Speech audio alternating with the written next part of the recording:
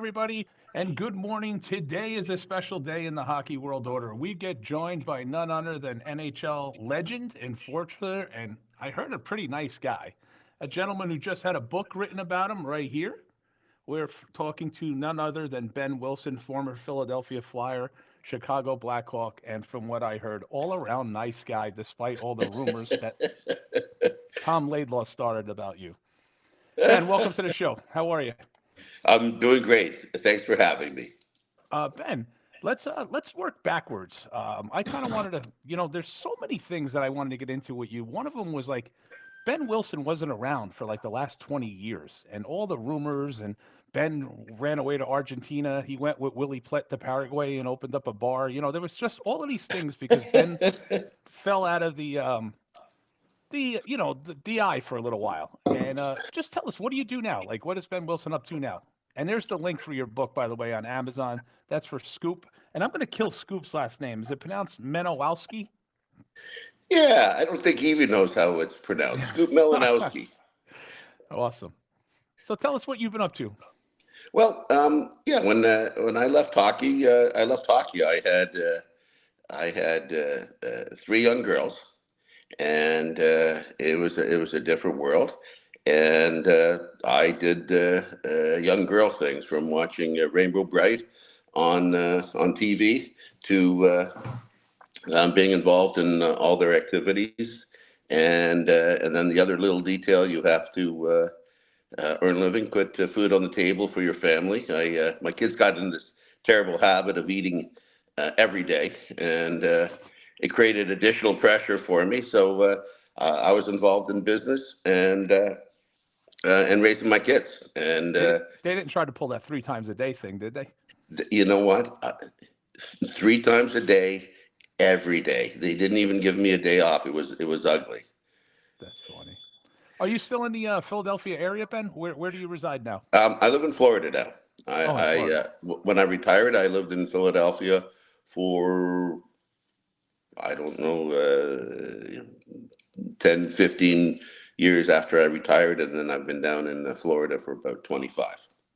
Tell us a little bit about the Florida. I'm sorry, the Philadelphia experience. I know I talked to a lot of ex-players. I'm a Jersey guy, by the way. I'm living in Nashville now, but born and raised in North Jersey. The Flyers in that city, they were just embraced, huh? It's like once a Flyer, always a Flyer mentality, but the fans down there never forget. Fabulous fans, that's for sure. My take from where I came in 3 years after the Cup years, and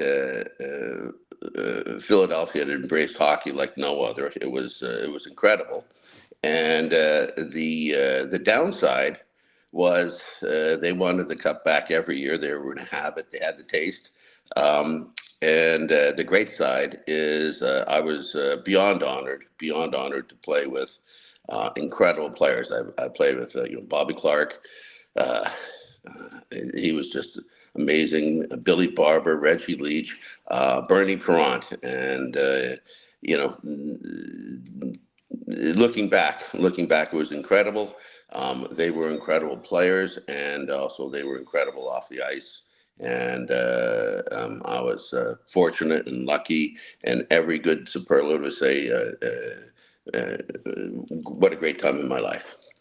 When you walk in there as the number 6 overall pick, a first round pick, I mean, come on, let's talk about that. What's that experience like? How did you get the call? Because back in the day, it wasn't like on ESPN. And did you get called? Did you get a letter? Was it instantaneously known that you were taken sixth overall by the Flyers?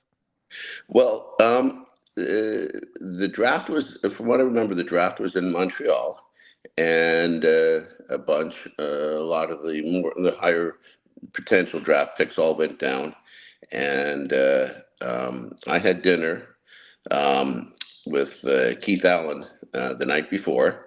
But it wasn't like, oh, we got wink wink, we've got you. It was just we had dinner, and um, so being drafted, because you always hope for the best, and in the back of your mind is what happens if they forget about you. So that was a pretty exciting moment, and then so once that's over, you actually have to make the team, and um, so like uh, like I think everybody else, you this is the apex of your life. It's just the next highest hill, and you get ready all summer, and you're training as hard as you can, and you hope to hell you can somehow fit in. And training camp went well for me. They've still yet to tell me I've made the team, but I was in Philadelphia and I wasn't leaving, and the next thing you know, I'm traveling with the team and playing. So I guess I made the team. It's kind of funny, but it was great. Yeah, your first year, kind of great. You put up 13 goals and 36 assists and 197 penalty minutes as a rookie. You walk into this league at 6'2". I'm guessing probably 200 pounds at that time.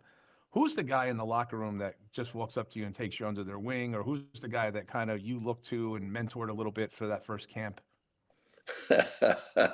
um, I was fortunate, very fortunate. I would tell you this, and I've told many people that if you were a fly on the wall in the dressing room, and your one job was to figure out who the superstar on the team was, just in the dressing room by how they talk and how they act and how they swagger, you'd never figure it out. And so, on one hand, I'm walking around these incredible players. Billy Barber scored 50 goals, Reggie Leach 50 goals. Bernie Perrant, nobody saves more. Only God saves more than Bernie. Bobby Clark. But I was fortunate. My defense partner was Jimmy Watson, who was just a great guy. He comes to work every day as hard as he can. He's positive, so he was a huge influence on me. Just a great guy. Mel Bridgman and I. Mel was actually in my wedding. Mel was fabulous. I mean, a great player. Played hard every day, and off the ice, he was a great guy. And then the opportunity to be around, um, like I can't say enough, Bobby Clark and Billy Barber, Reggie Leach, and to think that superstars are actually talking to you was pretty amazing. And they treated you normally. They treated you like a big boy, and it was incredible. It was just incredible. And now and then you have to pinch yourself to remember how great a player they all were. Back then, players used camp to get into shape and not come into shape the way they do today, where it's 360 something days a year training, and you walk in there and I hear Phyllis Vizito tell stories. He would smoke cigarettes and drink wine up until the night before, and then get on the ice and use the couple days before to get himself ready to play. When you walked into that camp, was the game so much faster than junior? Were you acclimated to it instantaneously, or did it take a day of looking at these guys and going, "Wow, I really got to be A plus right now"?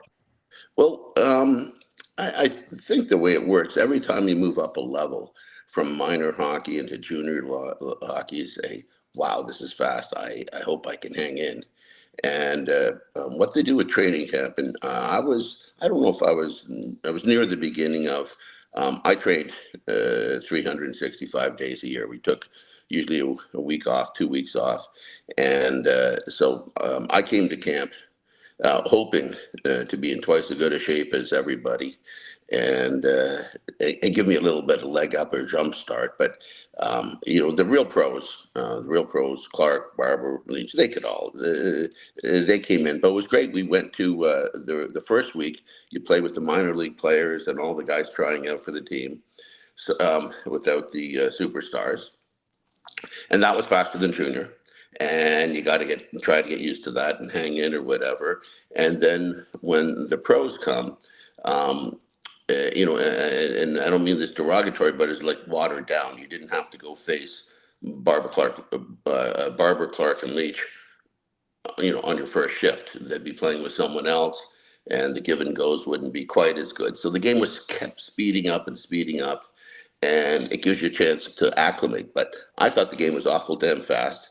I was just trying to hang in, and then even in training camp, they're playing some of the top players and some guys to see how they fit in. So the game's faster than what I was used to, and you hang in, and then the regular season starts, And not only do you have you're playing the best of the best, but this is serious. This is serious. This is the league, and there's so it got faster.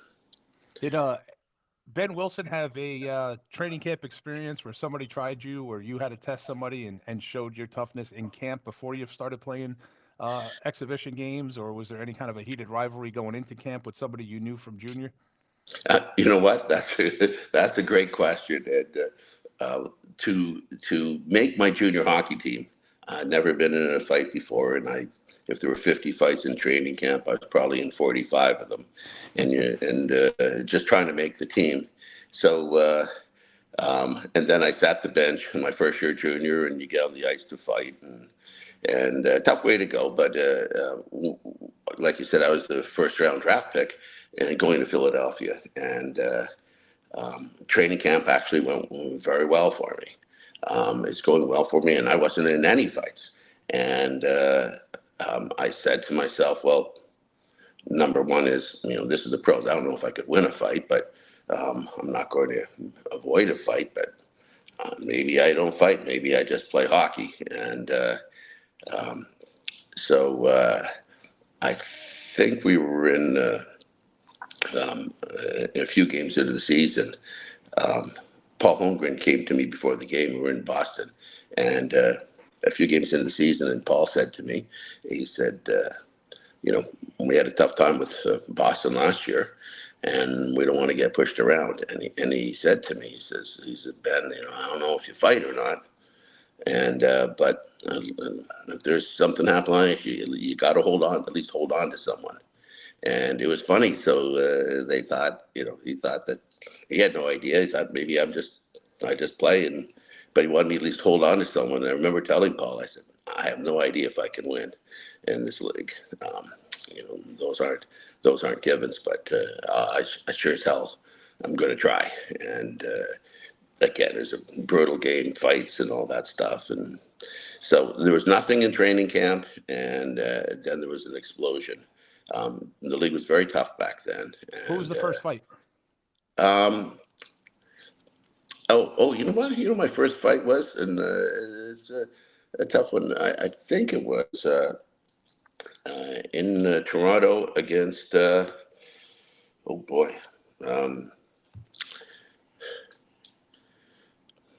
Hutchinson, no, Wilson, the Tiger Williams. Tiger Williams.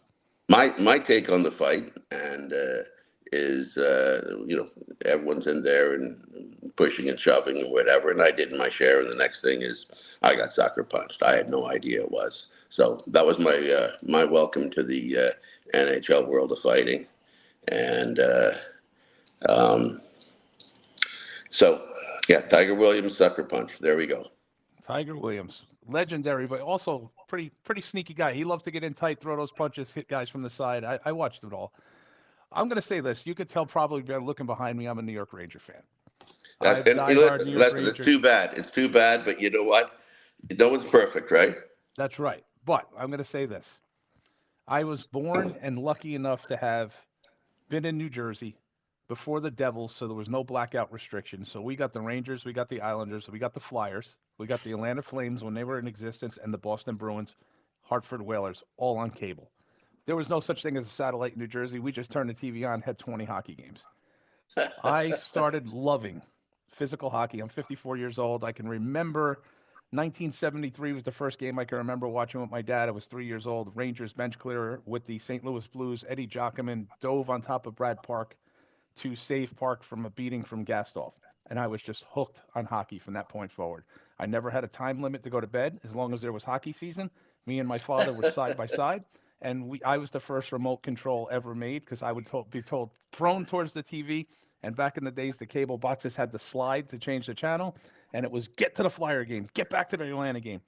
And I watched a hell of a lot of Behn Wilson. And I could tell you this. You scared the living shit out of me as a kid. You were the first guy.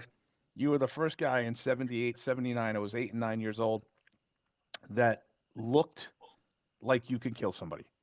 The size, and what was different about you was that you were a really big guy, but you were lanky, and it looked like you had these gigantic arms that could just reach across the ice and grab somebody.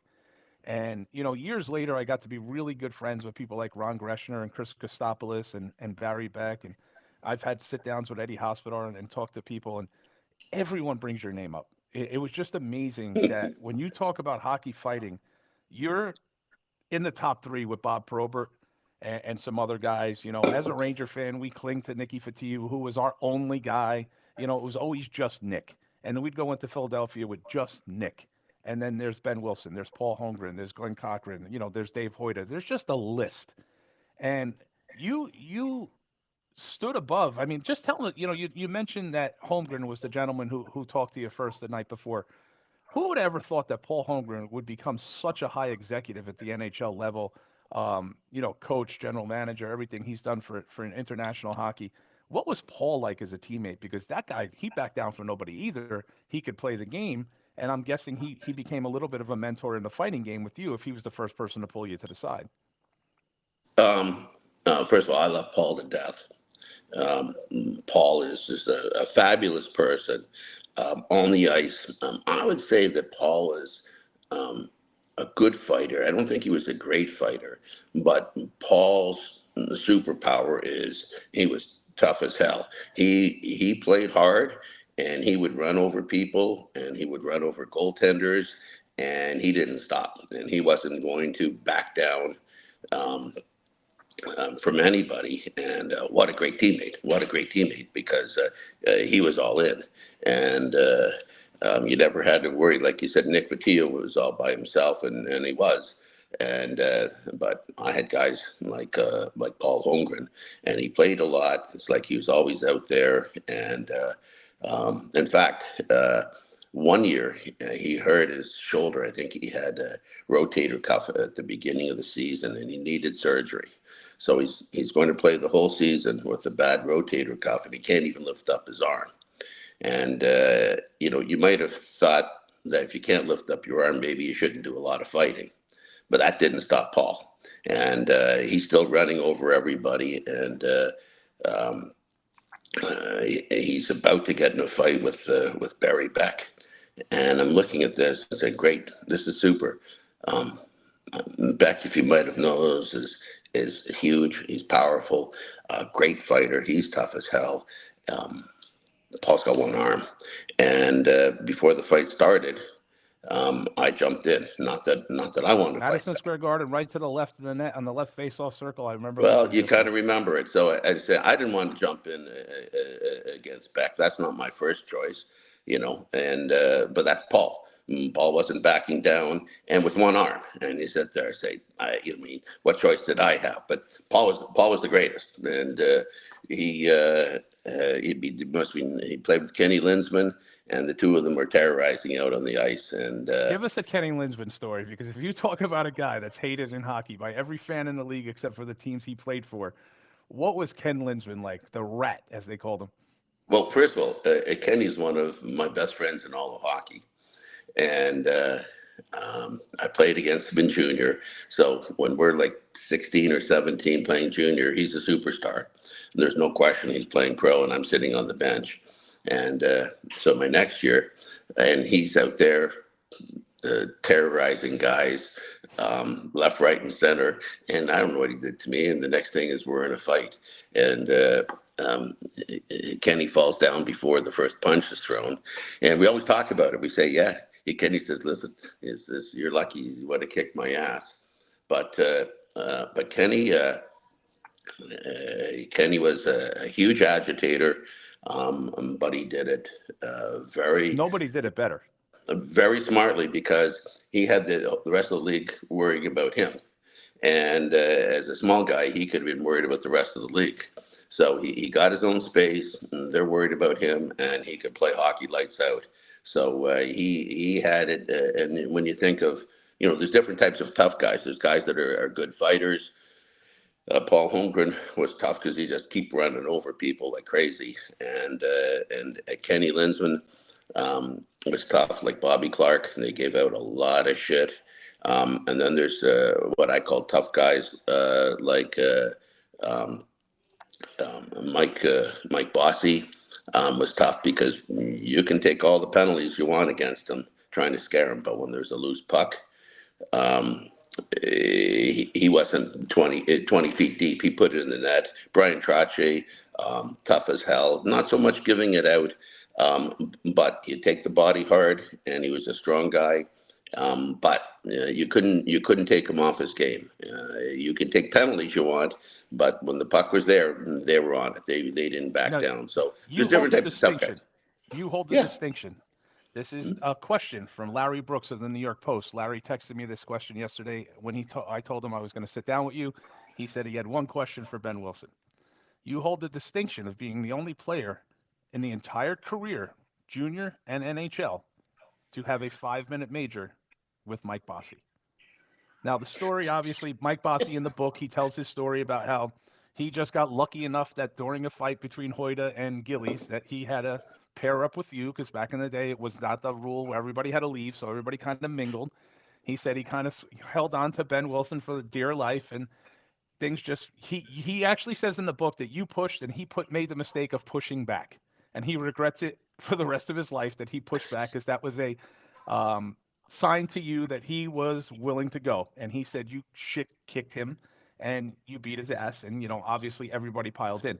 But what was that like, just out of your head? Like, were you just like, this is Mike Bossy, I can't do this? Or were you like, this is Mike Bossy, he's going to push me and I'm going to teach the kid a lesson? Well, as I said earlier, I thought Bossy was tough. He was a great player, and you couldn't intimidate him. So he's one of my idols. And if it's a time I'm thinking about, everyone's in there pushing and shoving, and so what is it that I do? I just push guys and agitate them, and I wanted to know. The whole idea of intimidation is I want him 20 feet away from the puck, in front of the net. I don't want him scoring. So that's what you're trying to do. And I grabbed and pushed him, and he pushed me back, and I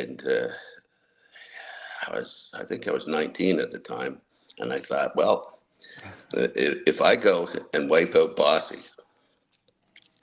it's not good for their team. I think it's good for ours, but that's pretty bad thing to do. But it seems like a good idea. Everybody doesn't mind taking sucker punches after the whistle, and I'm deciding. And by the time I decided I'm going to fight him, I believe if it's the story you're talking about, but the one I'm thinking of is Billy Smith has skated the length of the ice. Yes, and Nystrom was the first one off the bench. And he jumped on top of me. So I never really got to beat on Bossy because Billy Smith jumped. And I'm in the bottom of the pile, and it's actually a funny story. Excuse me. I'm in the bottom of the pile, and I got my arms down by my waist for whatever reason. And someone's choking me. And, in the middle of the game, you need air, right? You're breathing hard enough. I'm choking. It's not good. And I can't get my arms up. And I'm fighting, and finally get my arms up. And I grab the guy's hand who's choking me. And it's happened to me before, so I know what to do. What you do is you can get his hand, and then you bend your mouth, and then you go bite him. And so I went to bite him as hard as I can. Now, if I didn't have my inside mouth guard on, I think I would have bitten his finger off. But you know what the answer is? He shouldn't have been choking me, right? There's different. You can start choking me. Survival of the fittest out down there. You're on the bottom getting choked. You're gonna get out of that. So I went to bite him, and I bit him as hard as I could, and the guy yelled, "I'm the ref." So I'm thinking that I'm going to be suspended. I'm still on the bottom of the pile. God knows what's happening. And I'm just thinking I'm suspended for a long time. But I guess there was so much confusion. I didn't see any of it. I'm on the bottom. There's so much confusion. It was such a mess. By the end of it, he didn't know what happened and didn't know who did it, or maybe there's other things going. I don't know. Nothing ever happened. So, my version of the Bossy fight was, don't know what I was thinking. These are tough games. I had to play against guys who would run you from behind for, and like you say, Nystrom, Clark Gillies, these are tough guys. So, it's tough. And I don't know why I was going to pick a fight with Bossy, but it turned out that I got choked at the bottom of a pile. And, but that was just one more game with the Flyers and the Islanders. They were tough games. Every game back then was tough. It's not like today. You see a situation today where two fights break out simultaneously, and the guy gets thrown out. The secondary fight gets thrown out, and it's national news now. It's all over the headlights. It's on YouTube. It's all over. Massive brawl in an NHL game last night, and they show two guys pushing each other while the other two would throw three punches and fall down. There's such a different era of athlete. Like I don't think anybody can even. I don't think there's five players in today's game that could have survived when you guys played in the late 70s and early 80s. And that's not a knock on these kids. They were raised differently. The game was phased out to take away hitting, which is coming back a little bit more now. But the element of the game, the rivalries back then, let's talk fans. I mean, as a Ranger fan, we hated you. As a Flyer fan, you hated us. Islander Ranger rivalries, there were fights in the crowd just over wearing a jersey to the opposing team's arena. What was the spectrum like when you walk in that building and the fans are literally sitting on your bench? The stands go up like this, and it was just such an intimate arena, loud. And as a visiting fan, you kind of sat there on your hands and watched the game because you were a little intimidated as a fan. What was it like playing there? Well, I think, first of all, I've been so far away from the game for so long. I really can't comment or with any expertise or whatever what's happening now. But back then, um, the games were tough. They didn't call penalties. Cross-checking someone in the back 3 seconds after the whistle in front of the net was standard play. Um, and Right above the but pants and below the shoulder pads. my wrist. I've got arthritis in my wrist from so many cross checks from behind after the whistle. But the the stadium was a plus one. Just having the fans going crazy, and then again, it was tough to go into New York. It was tough to go into the older rinks, Boston, the corner in Boston, and the plan was dump the puck in because no one could get the puck out of that corner because everyone's just running over everyone. Detroit, I learned, I think, my second game I ever played in Detroit, and we're walking off in between periods, and people are taking swings at us, and I raised my arm up with my stick in my hand. The guy grabbed my stick out of my hands and whacked me with my own stick.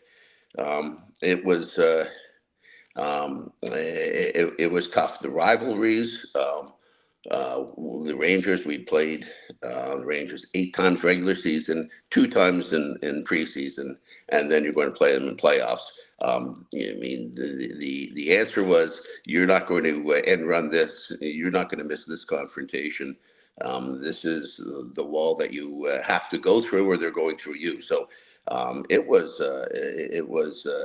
was tough in terms of rivalries and excitement. I think it's a golden era, and that's when people talk about it. And but the rules were different, and they called a whole lot less penalties.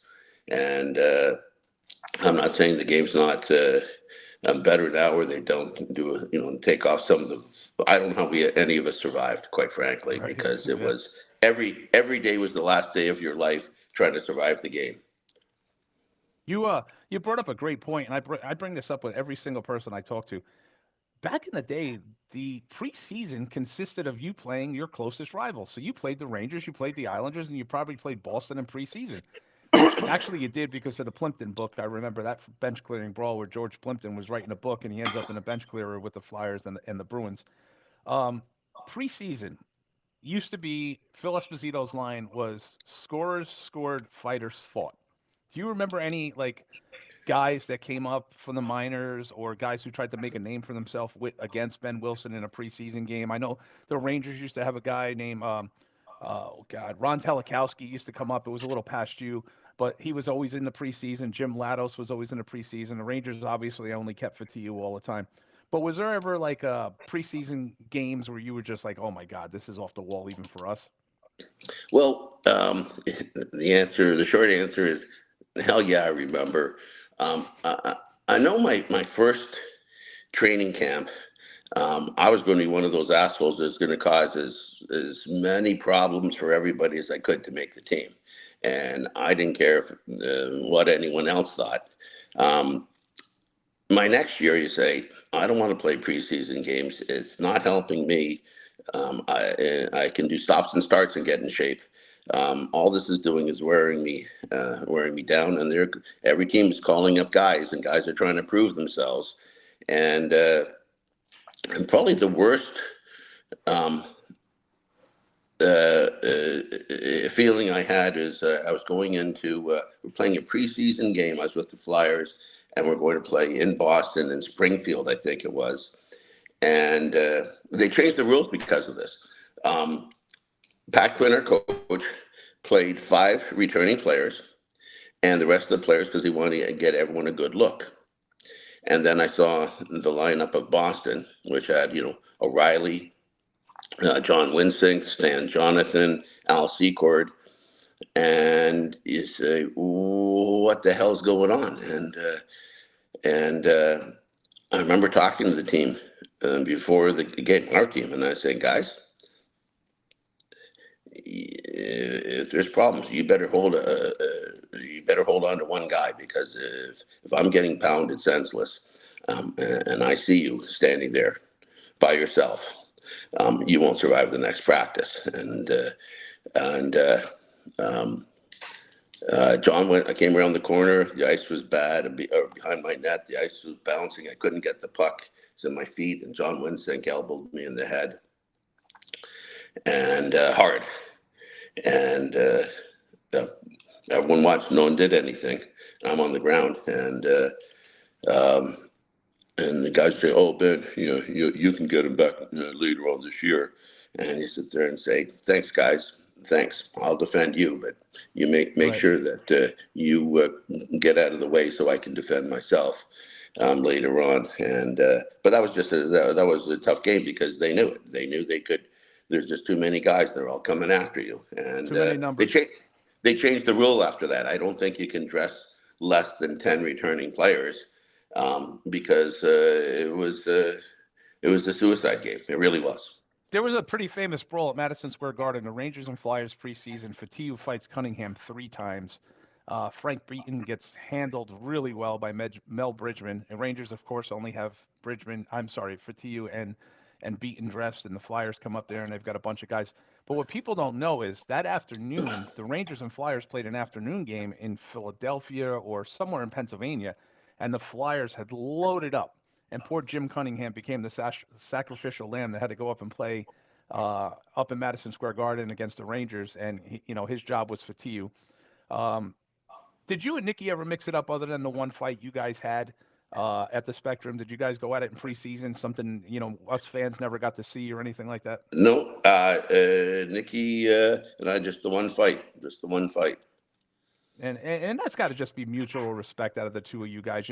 Chris Kostopoulos is a great friend of mine. If there's anybody in this world that I can call a really close friend, I think Chris is. And Chris, outlines the fight in your book, and he talks about, just mutual respect. That when it was over, you guys got out of your system, and you guys never went back at it again. And you guys probably had 100 chances to do it again. But was that just one of the guys where you guys just looked at each other and you knew you both could do it, and there was no reason to try to test each other again? Um, I I wish we could look back and think that there were good and smart reasons for most of this. Nick was a fabulous fighter. He was first of all big and strong, no shit, but he was a fabulous fighter. He knew how to fight, and Nick was a presence on the ice. I mean, everyone knew where he was. Um, and Nick didn't go just looking for fights, so I don't know why we hadn't fought again. I mean, looking, even at the time, there's got to be some advantage and more mutually assured destruction type of thing than there's some And you guys advantage in actually fought. where we're going This to wasn't a get. hockey fight. You guys squared up. And I remember Jim Gordon, the Ranger announcer, Marcus of Queensberry rules in this one because the two of you are shadow boxing and you're lining up. That was a fight. That wasn't like, just grab each other and wrestle. You guys fought, and both of you landed bombs, and it was as a Ranger fan, that makes me nervous as a kid. Again, I'll say it because Behn Wilson just took Nicky Fatiu off the ice, but then there's still Mel Bredgren. There's still, Holmgren. There's still all you guys, the pack mentality out there, and you guys just used to intimidate the shit out of us. And is there a guy? I ask everybody this, and the most honest answer I ever got was from Brian Curran. Is there a guy you just personally disliked and wanted to fight, or somebody on the ice that just rubbed you the wrong way all the time? Brian's Curran's answer was Chris Nyland. He hated Chris Nyland's guts. He had no problem telling me he thought Chris was dirty. He thought Chris was a showman and did what he did because he just wanted to try to, act like a WWE character. Was there anybody who just pissed you off for real on the ice and, maybe today you wouldn't shake his hand at a golf outing or something? Oh, no, no, no. I mean, uh, there's a clear distinction in my mind between what happens on the ice and what you get paid for, and what happens off the ice and you go to jail for. So, everyone's trying to do their best. Everyone gets to judge, how good that best is from their perspective, but everyone's trying to do their best. There's guys that were just um, a pain in the ass. I didn't like guys that didn't go in the corner first, but they're in there. They'd hover out to run you from behind. I didn't like the guys that didn't play all game, and in the last 30 seconds of the game, they play their first shift, and they're going to fight you when you're tired. Didn't like any of that stuff, but um, a guy, for example, that I had an incredible amount of respect for is Terry O'Reilly, and we fought one time in training camp and an exhibition game, and I'm just trying to get out of those games. I don't even know why we're playing them, um, and he's a lefty, and my entire fighting strategy didn't work with lefties, so it was tough. And then, but how I got in a fight with him, he ran me over. He got me with my head down and knocked me flying. And then I fought him twice in one game in Philadelphia. And surprisingly, he caught me with my head down and he knocked me flying. And we had a really tough fight. And then I don't know how much longer later, somehow he caught me with my head down and knocked me flying. And so, he was relentless. He was relentless. I thought that was amazing. But getting back to your question, um, the guys that are going to be doing more of the, um, the stupid stuff, um, and they probably thought I was too. But you're still trying to win the game, and there's some guys that can go out there and take a lot of stupid penalty minutes and lose games. And more of my strategy was to play it very tough and intimidating with the good players. Um, no sense in running into Nick Fatiu all the time. Hit the good players. Hit Ulf and Anders Hedberg and ruin their game, and then Nick will find you anyway.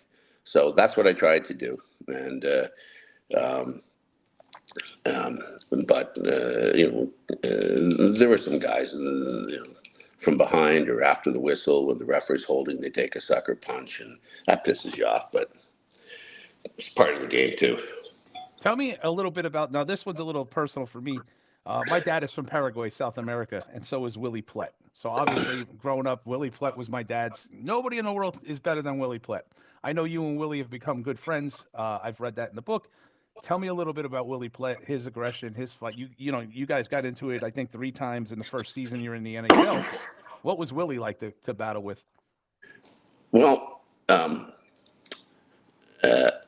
the story is actually pretty funny. So, um, before the game, you're trying to figure out who's on the other team, who's scoring, who's passing, who's got the penalty minutes.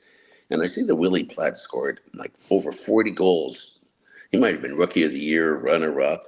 And I see him out there warming up, and he's a tall guy, blonde, nicely cut hair. And I said, 40 goal scorer, he's a Swede. I'll tell you what, I know what I'm going to do. I'm going to make sure the Swede doesn't want to score against me. So, first game we play, I think it's the first game, he coming around from behind our net, into our net. And I said, this is perfect. I just speared him. And I figured that Swede won't be scoring on me anymore. I used to tell everyone, hey, you can score all the goals you want on when I'm off the ice. When I'm on the ice, just don't score. I tell them right to their face. So anyway, I speared him. And in about 3 seconds, I realized I'm fighting for my life. And my he must be a goal scoring Swede thing went out the window. I'm fighting for my life. He was strong. He was a good fighter. He was an experienced fighter, and we're fighting, and it's a brutal fight. And um, so I fought him a total of 8 times, and that's shortened my lifespan, shortened my career. He's the number one guy I had just a tough time with. So, I guess he figured because I speared him for no reason that we go in the corner, he cross checks me in the back of the head, and then we start a fair fight. And one time we're skating down the ice, and he's behind me, and he just swings a stick and cut me in there, and I'm on the ground, and then we somehow start a fair fight. So later on, I cross checked him, in the back of the head, and we have a fair fight. So it was, I fought him 8 times, and I'll tell you what, all brutal fights. And but the funniest one was I've been doing pretty well in the first couple of fights, and I'm doing well in this fight, and we're in Atlanta, and Willie's had enough of it. He's not able to pulverize me, and he stopped fighting. He ripped off my helmet, and he started shaking me. And when I fight, I don't start fighting until I have someone's a good grip on the right hand, so they can swing as much as they want. Maybe they'll hit me, but they have 10% power. I don't get hit. But until I have the grip on their hand, I don't swing. I'm not trying to win a fight 100 punches to 99. I want to win a fight 1 punch to 0, 2 punches to 0, 3 punches to 0. So anyway, he starts shaking me, and usually I got a grip on his arm, and that's why he can't hit me.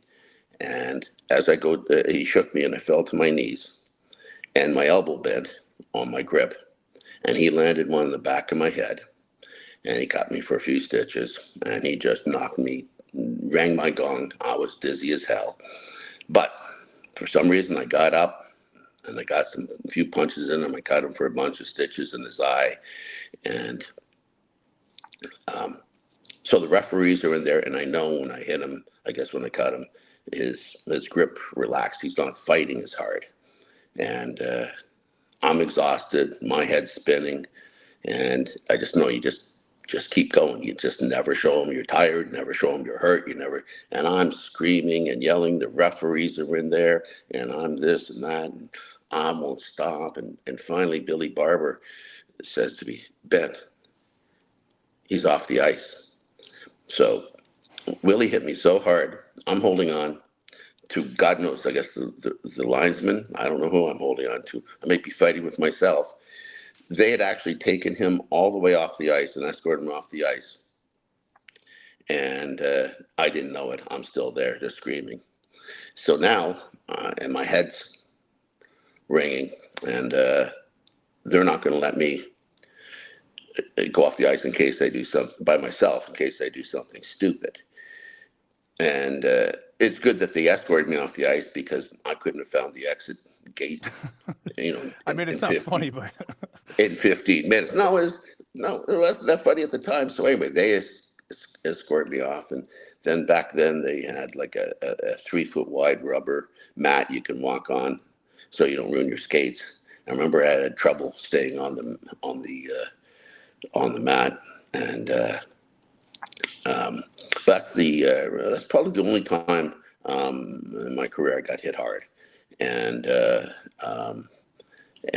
but I had 8 fights with Willie, and each time you think, no one can put up with more than that, so that's got to be over. And next time I ran over, he's in Minnesota, and I ran over Dennis Marook mercilessly for no reason, and it's another fight. So I mean, he's as tough as they come. He didn't back down. They weren't. Let's see if we can hold on and wrestle for a while. They were fights, and there's Not one of those fights did he say, "Oh, I had a bad day" or whatever, and "Oh, my knee was sore." It was tough as hell, and it's just tough to. It's hard to believe all that went on. It's hard to believe that went on, and it's hard to believe. But he's the guy couldn't back down, not at Right. all. That's awesome to hear. Hey, I want to change up from fighting for a little bit because you're so much more than a guy that fought. I mean, I don't want to, paint you as a guy that was just out there to scrap. Behn Wilson's a number one pick, sixth overall Philadelphia Flyers. You have six double-digit goal seasons. Today, you'd be worth probably 8.7 million a season just putting up your point totals alone. Never mind your toughness, and that's an absolute shoot compliment. Your rookie season, 13 goals, 36. Your third year, you put up 63 points and 237 penalty minutes. Do you remember your first NHL goal? And I know you played a lot of power play time too. Like the value of Behn Wilson in Philadelphia is so underrated for what you were, other than tough. And I think people don't realize that. It actually took me to look at your stats a couple times and go, "Holy shit, this guy scored 16 goals in a season." Like, what was that first goal? Do you remember where it was? Do you still have the puck? Well, two stories. I still have the puck. This is the second game of the season. We're in Detroit, and we're up by like one goal, and there's 30 seconds left in the game, and they put me on the ice um, with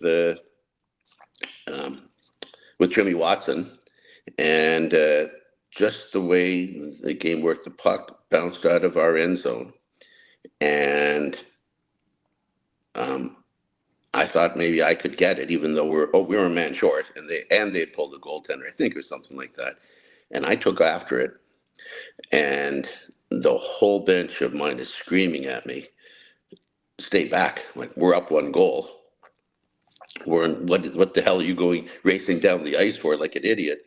And my mind is, I think I can get it, but if not, I'll pull up and I'll be back, and it won't be a problem. And I took off, and the puck. I finally got to the puck just inside Detroit's blue line, and I just, when the guy's coming over and racing me, and I was just able to slide a backhand into an empty net. So I convinced the team that maybe I had poor judgment, but they were happy because it worked out. But going back to the thing is, probably my favorite memories of all hockey. I got to play the power play a lot, and I got to play with Clark, Barber, and Leach. And back then, they used to have canceling penalties. So I used to play 4-on-4 more, and there'd be more 4-on-3s. And if someone said I'd still be playing if we could play 4-on-3s with those guys, and they were fabulous, gifted players. And for example, if there was a play to make, Clark put the puck on your stick. If you didn't jump in and get to where you should have been, that puck is going, and no one's there. But he was that good. The puck went to the right place, and all the time he was fabulous. So Clark and I carried the puck up the ice. Reggie and Billy could carry the puck. They were fabulous players. But they knew if they had the puck, they can't get open to shoot. And so if you pass them the puck, if they can't shoot, they got rid of it right away. They passed it right back to you. So Clark was down low, I was up high, and the whole idea is to get one of Billy or Reggie to get a clean shot. And 4-on-3s, it feels like they usually lasted about 20 seconds. And those are two fabulous shooters. They could hit the goaltender in the glove and still go into the net. And every now and then, so I'd pass it to Billy, he'd pass it to Reggie, and it'd be a goal. Or every now and then there'd be a rebound. Clark would put it in the net. And but they were so gifted about how we moved the puck. Clark was incredible at handling the puck and moving it. And I give a lot of credit to Reggie and Billy. As good as they were with the puck, They didn't sit there and hold on to it and hold on to it and hold on to it. They moved the puck around, and boy, could both of them shoot. It was almost like an out of body experience, and I was lucky enough to get on the ice with them. So it was my best memory, I think, in all of hockey. Your first goal is on YouTube. I watched it yesterday, and it's pretty funny because you described it perfectly. And then when the puck goes in the net, to see your teammates' faces all like, "Holy shit, he got to the puck and it went in." I think they were ready to yell at you, and then when you scored, they were kind of like, "Wow, he got there." So it was pretty cool to see that. What was your favorite road arena to play in? Where was the place that you felt lucky you wanted to go in there because you knew you were going to have a great game? Wow, wow. Um, I think more than anything, I think I love the rivalries. Um, the rivalries with the Rangers, the Islanders, Boston, and you get so amped up for those games. They were. Um, um, they were amazing because especially I turned pro in 19. We're fighting this is the last night of our life. Don't know who survives, and they were tough games. They were tough games, and so I love that. And I was fortunate enough, to go out and play. Like I said, I play against the line Trottier and Bossy and Gillies, and you say, "Holy shit!" At 19, and a great story with Trottier. Trottier what was it? Probably at least 200 pounds, and he's really strong on his skates. So anyway, he was in the corner, 19, and I go and I cross-check him from behind. I go to knock him flying, and I knocked him about 1 inch. He spun around and probably scored a goal. Who knows? But I said, there, holy shit. I hit him pretty hard. He should have gone flying. So later on in the game, I got the same chance, and this time I did knock him flying, but I put everything I had into it. And today you would get a penalty, and then it might have been the same game. I was messing with the puck just inside our blue line, and someone came. I get around him, and the puck just got away from me a little bit. And who's in front of me is Brian Trottier, and I'm like kind of off balance. I'm trying to get the puck. I got to get out of the blue line. He's there to hit me, and I sort of like jump up to get all my weight into him, and he went down low, and I did a perfect flip, landed on my back. And I was talking to Brian the other day, and it's just like one moment in time. And but I said to Brian, um, by chance, do you remember that? He said, I remember it like it was yesterday. And you got to think he's only scored 90 million goals. He's got how many Stanley Cup championships? What an incredible player, and all that stuff. And he remembers that. He said, yeah, I remember it like yesterday. He said all the guys on the bench were laughing, and that's pretty funny that a guy could remember something like that. And I can't remember what I did yesterday, but you go back talking about these moments in hockey, and they come back so vividly. It's crazy.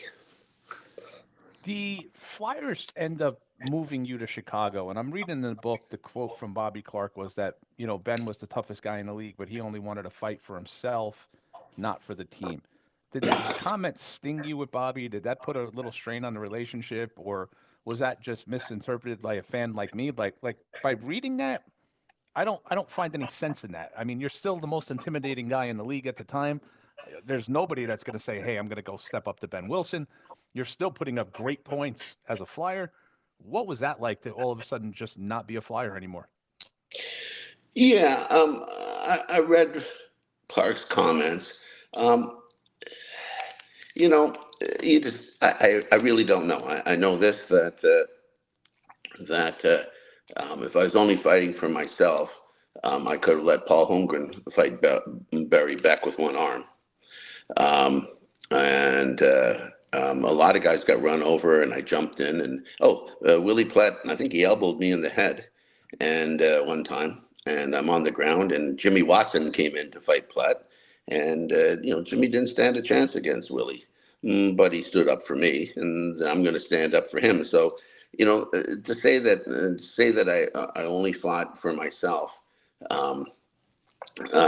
Clark Gillies had I think he beat up pretty Dave Hoyda, and next thing you know is, I don't want our team, them to think that they're pushing around our team, and so that part never made any sense. And probably, Right. if anything that makes sense, and I would give him um, if someone cross-checks Clark in the head, I can go get the guy. That's okay. And if someone cross-checks Billy Barber in the head or Bernie Pront in the head, I can go get that guy, and that's okay. And if someone cross-checks me in the head, I have to be a tough guy and take it.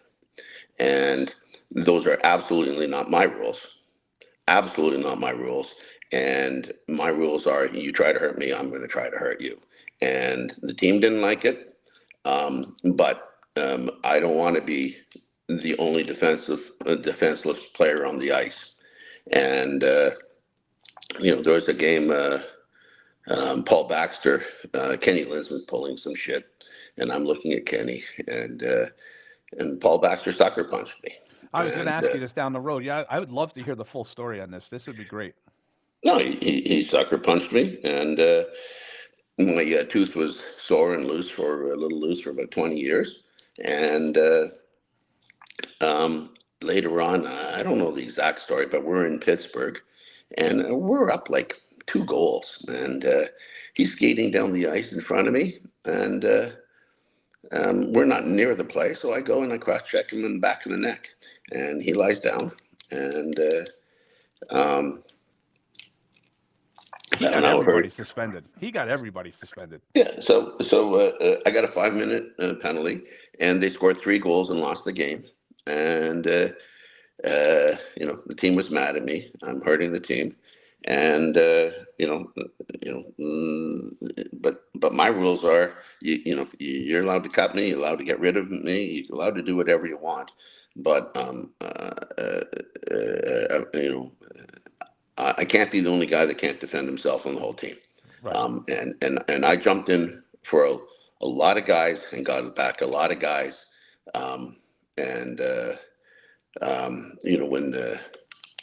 when the Sutters would go run over Pete Peters in the goal, I jumped in, and so it made no sense to me, and I didn't bother having a conversation with anybody about it. But the rules just emphatically were I could defend anyone else other than myself, and the answer is I mean, nope, he not me. blatantly suckered you in front of the net. I remember watching it as a kid and saying, "Holy shit, how hard it must have been gotten hit," because Behn Wilson went down.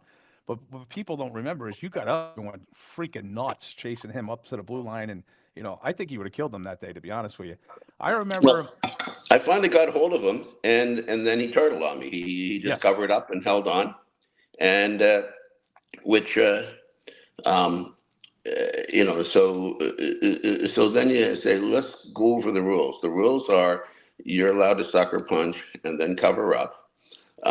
You're allowed to go in the corner second and run over someone with your stick, and then run away from everyone else. Those are pretty tough rules, and you wonder why people get angry. And hey, listen, Paul had a great career. He hung in and played as tough as he could, and I really respect that. And anytime I got near Paul for the rest of my career, I went after him. And I didn't think he was going to fight me after the first one where he just covers up. And I cross-checked him as much as I could. I don't know how many penalties and minutes I took against him, but quite frankly, not enough. And I the team never remember there liked was a that. sign. There was a sign at Madison Square Garden, Ben. If you remember, the whole Patrick division ended up in Calgary or Edmonton. So Fatiou goes to Calgary, Baxter goes to Calgary, Tonelli goes to Calgary, and they come to play at Madison Square Garden. And there's a sign that says Tonelli does the shopping because all three of them live together. It said Tonelli does the shopping, Fatiou does the cooking, Baxter does the dog. And I just, my entire life, 30 years later, I still laugh at that sign. He was probably the most hated. He was just a piece of shit in my book because he suckered everybody. He turtled always.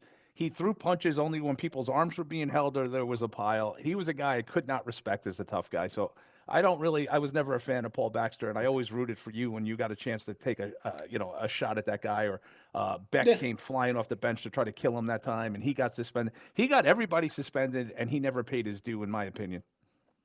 Yeah, I mean, everyone's got to figure out their shtick and gig to hang in the league and get paid and all that. I'm going to be honest. I wasn't a fan of getting sucker punched, and not a fan with then you get to cover up. And I cross checked in the back of the head over the career a few times as hard as I could. And but you know what? That's what is it? What does he expect when those are the rules that he plays by? The other famous incident, obviously, isn't an incident. It's just one of the cleanest punches ever landed, and that was the Hillworth fight in Detroit. Did you know you hurt him like that? I mean, I know you threw a second punch, but that's just an instinct. Once the punch is loaded in your brain, it's going to get delivered. I mean, but did you ever hit anybody as clean as you hit him after or before that in your career? No, I'll tell you what happened with that, and it's still, the alignment of the stars. It just can't believe it happened. He ran over Jimmy Watson, my defense partner. So I know I'm going to go after him because again, unlike what Clark said, I'm defending the team. And they drop the puck, and it's a bad face-off. So they're going to drop it again. And Pete Peters, our goaltender, he calls me back, and he says, Ben,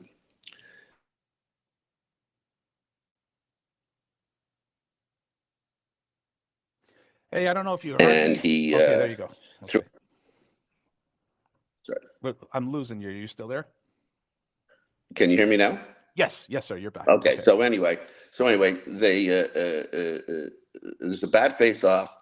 I'm going to fight Hillsworth, and Pete Peters calls me back and says, Ben, he's a lefty, and he throws the first punch from the parking lot. And I'm looking at him and saying, little detail I could have known before the game, because if that wasn't a bad face-off, I wouldn't have known it. So I'm in a fight with him 5 seconds later, and boy, he throws this big haymaker punch lefty from the parking lot. I duck my head, hits me off the helmet, and I come back with an uppercut.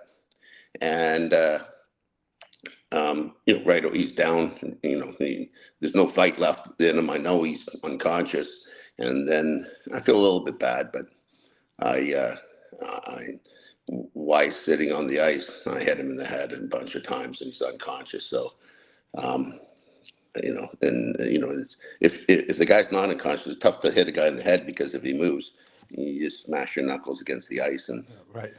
But when he's unconscious and just lying there, I got as many punches as I could before before the refs got in. So I felt, looking back, but that's the game. That was the game back then. You get moved to Chicago, and one of your instant rivals all of a sudden becomes Wendell Clark. Wendell says you're by far the toughest guy he ever fought. The two of you had some great fights. I mean, back and forth on a couple. It was just, as a fan, fun to watch. Obviously, it's not fun for you guys. It's your job, and you guys are the ones getting punched. What do you think of Wendell? What do you think of his game when he came into the league? He kind of became that prototypical super power forward that the next generation tried to be.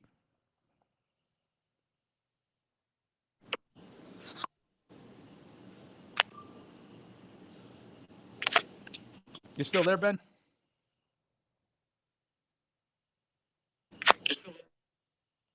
Yeah, there you're back. I Yeah, was can you asking hear you me? about Wendell Clark. I don't know if you heard me. I was just No, wanting to I'm get your getting. opinion on I got to Wendell. get going. No, Wendell is first of all, he's a great player, a great team leader, and where he was all, um, and I got to get going in a second, but he was where he's so tough. He's a great player. He's on the ice all the time, right? And he just kept tough, and and kept at it and kept at it, and I only remember one fight against him, and I remember I've gotten three fights in my life in pro where I was so sick. I was so sick um, that I said, I swear to God, I just got no strength. I don't want to fight. And and that's the one I remember with Wendell Clark in Toronto. It's the only one I remember. I have to. I don't like. I never look at the fights. I haven't followed up on all this in all these years. They get my blood boiling. But and I remember trying to fight with him, and my strength wasn't there, and it was nothing really happened in the fight. But I just couldn't do that. But anyway, I hate to say this because this is fun and I could go on forever, but I'm getting the hook by another call. Okay. So, but I'll tell you what, if you want to do it again, We can do and part two anytime you're ready, Ben. Whenever you have time, I'd love to have you send me a back on. text. We'll set it up again. Okay. You got it, sir. Thank you so much. Thank you. Yeah. Bye-bye. Bye-bye.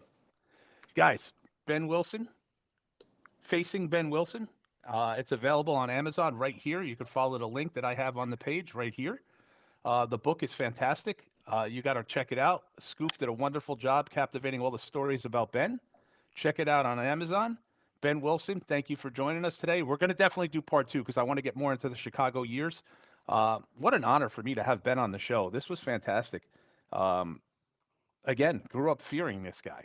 Behn Wilson, just one of the toughest guys to ever play the game. You have to look at his fight card and put it up against the guy right behind me, Bob Probert. If they're 1A and 1. There's an argument for both being the toughest guys to ever have dropped the gloves in the National Hockey League. And if you don't have Behn Wilson in your top 5, you don't know what you're talking about. We are going to go right now. We're gonna do this again with Ben. I'm really excited to announce that Randy Holt is going to be joining me. Brad Smith is going to be joining me, and we still got to get to Dennis Bonvie. I'm sorry, Dennis and I have had a couple of miscommunications, but Dennis is coming on the show. I've got a lot of big names set up. I'm Ricky O. Thank you for joining me today on the Hockey World Order. Check us out on YouTube at Hockey World Order. Check us out on Instagram on Hockey World Order. And on Facebook, it's really nice and easy. It's Ricky Otazu right there. And I'm also on Twitter. Check us out. Thank you for joining us today. We'll be back soon.